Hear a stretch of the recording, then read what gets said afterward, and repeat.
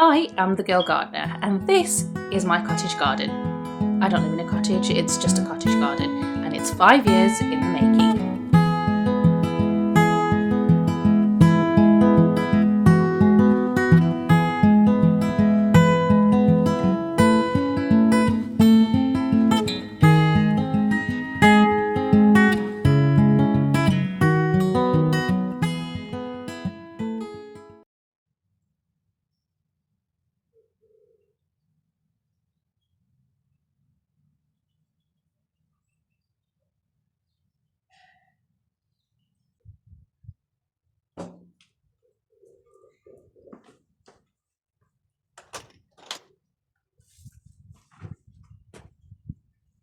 This is the bulb walk of shame.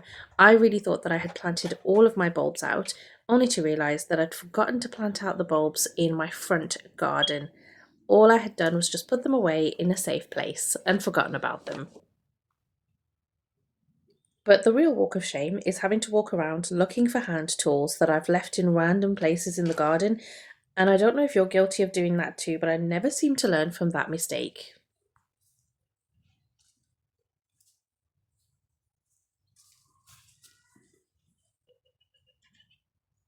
Gotcha.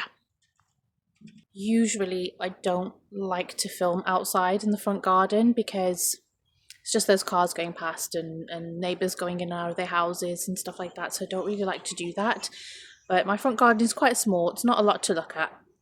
It doesn't get a lot of sun either, so I struggle with what to grow. But I am going to be planting all of those alliums at the front, so I won't be talking to the camera or anything like that while I do that. That's why I'm just filming this little snippet here in the back garden, and then I can go outside at the front. This is a small border that I dug out, I think a couple of years ago, so I've just thrown all the alliums down and I'll just plant them up now.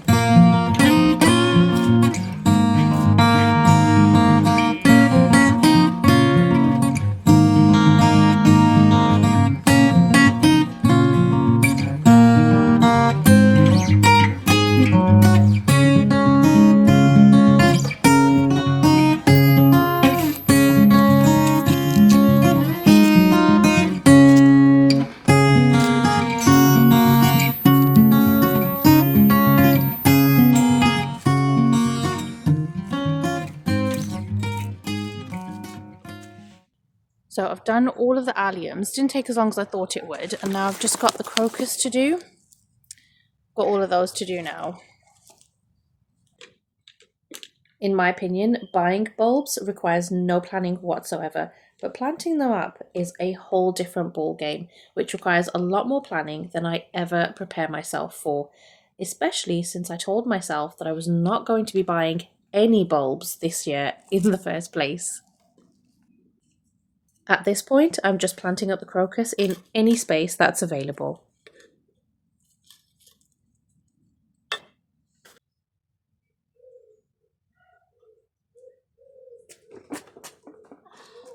This was also my walk of shame too.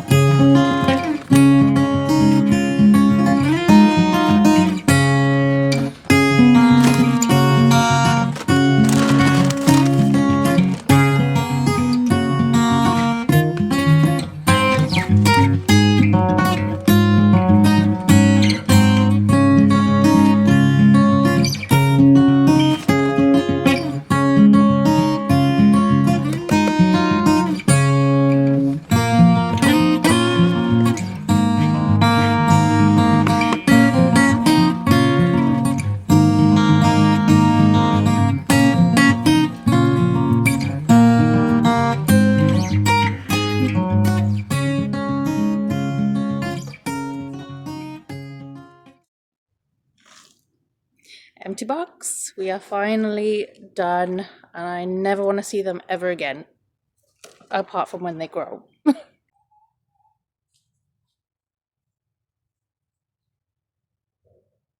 In autumn just gone, I bought some half-priced echinacea plants for this border, and now that we've had a very cold spell, I want to scatter some of those seeds around so that hopefully more will grow. I have never been successful with echinacea seeds before, and I've been told that they need a period of cold to help them along, which is something that I never did in the past because I just bought the seed packs. So hopefully this method works.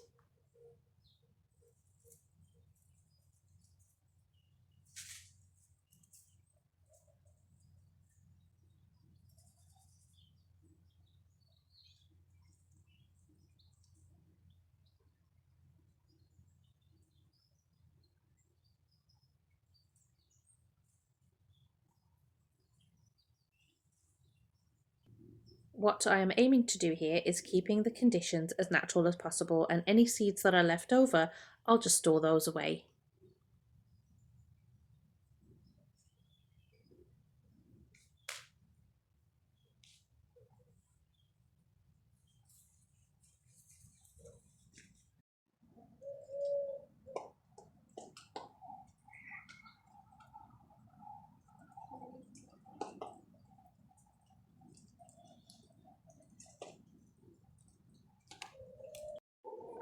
Just fed the chickens and it's so cold, so I'm just going to go back inside. I wanted to do a couple of jobs out here, but what I'm going to do is do them a bit later because the sun's supposed to come out later, so we'll see a bit later on.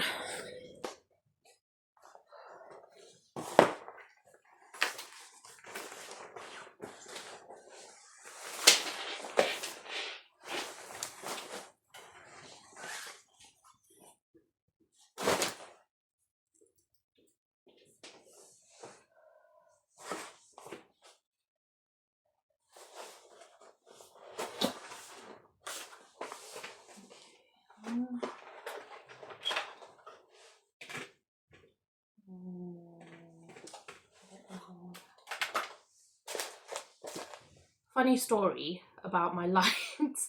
If you watched last week's video, you would have seen that my original grow lights that I used, they were kind of not working. So let me just show it to you. These ones, I've had these for about 4 years, three maybe 4 years, and I mean they're great. They're the blue and red ones, so they're purple light. They've got a clip on them and you can bend the arms, and they're great. But it went on the blink. If you watch my last week's video, like I just said, you'll see that the light was coming on, but it wasn't staying on, so it would just keep flashing. I'm not going to show you because it kind of messed up my video, and I had to cut that bit out because the whole video became pixelated and all of that stuff. So I ordered another set of lights, but I ordered the warm ones, so the yellow ones, and that's these. And the reason why I decided to get the yellow ones instead is because I've got some yellow ones for my house plants and they do really, really well. So I decided I was going to go with that.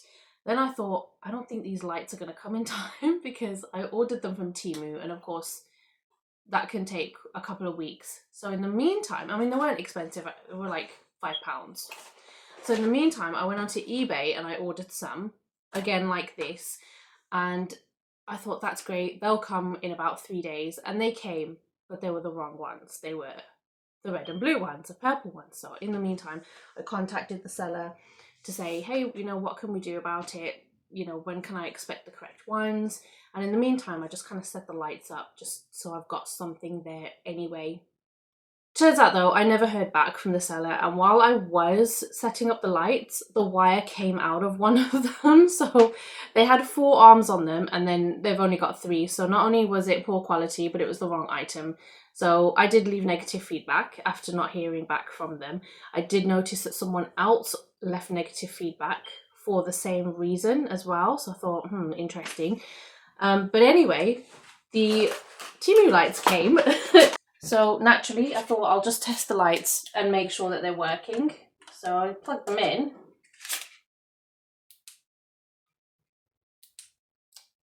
And they're doing the same thing. And I thought, no, this is not right. It can't be a case of both of these lights that have been purchased at completely different times from completely different places have got the same fault. And I thought, let me just check something. I'm going to change the plug, because when they supply these lights to you, they only come with this USB kind of port, and you provide your own plug. And that's the plug that I was using, just one that I already had. So I decided to try a different one and see what happens. Let's see. And it works just fine. And then I thought, let me try my original lights and see what happens. Let's plug this one in.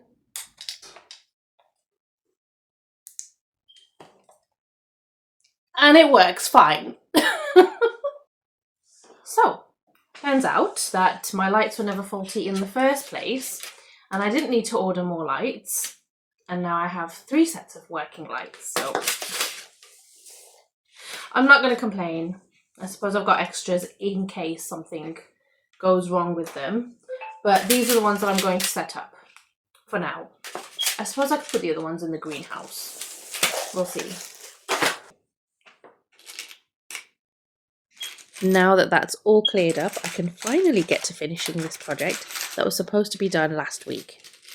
The pieces of wood that I have here, I'm using them to mount my lights onto so I can hang them from my greenhouse shelves. They're actually just scrap pieces of wood, which are dahlia stakes that I used for previous projects in the garden. I had already pre-drilled some pilot holes for the previous projects. Of course, now I don't need it for that. So I added some more pilot holes where I needed them so that I could screw in these hooks.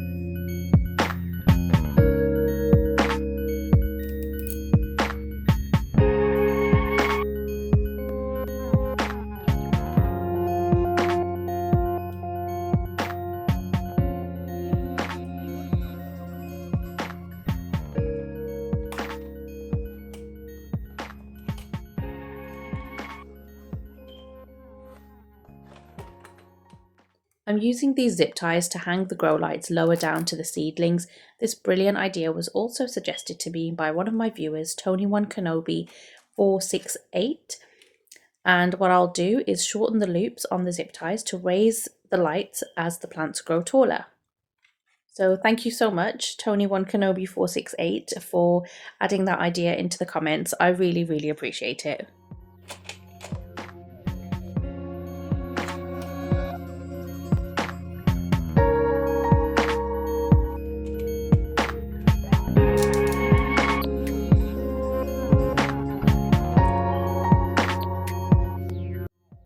And I just wanted to show you how the grow lights and how the setup looks like once it gets slightly darker.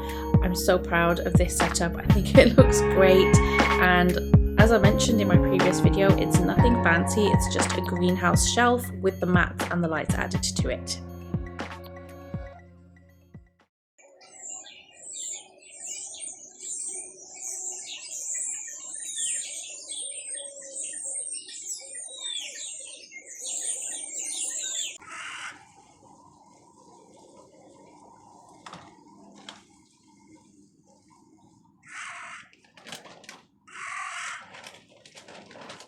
I am finally going to make use of the rest of the manure bags that I've got stored in the garden by adding them to my vegetable patch, which is by my polytunnel. But first I've got a little bit of clearing up to do, nothing major, just a few bits of rubbish that have ended up in the garden from random places.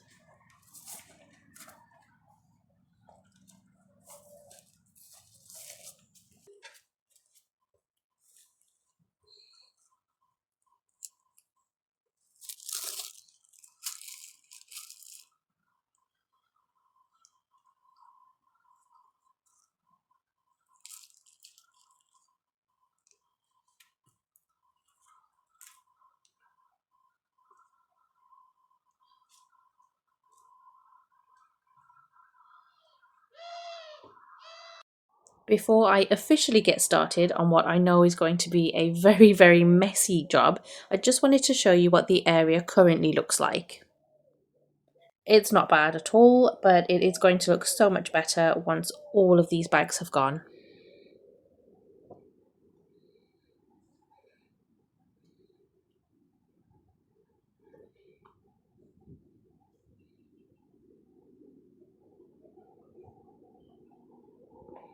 So this section here that you can just see by the polytunnel side, I'm actually not going to put any manure over here because we've got lots and lots of forget-me-nots growing, and those will look really beautiful come spring. So I'm not going to cover those over with anything, but I will do this side. This side, I'm going to cover all of this area. This is the section that I usually do things like my squash, pumpkins, sweet corn and sunflowers.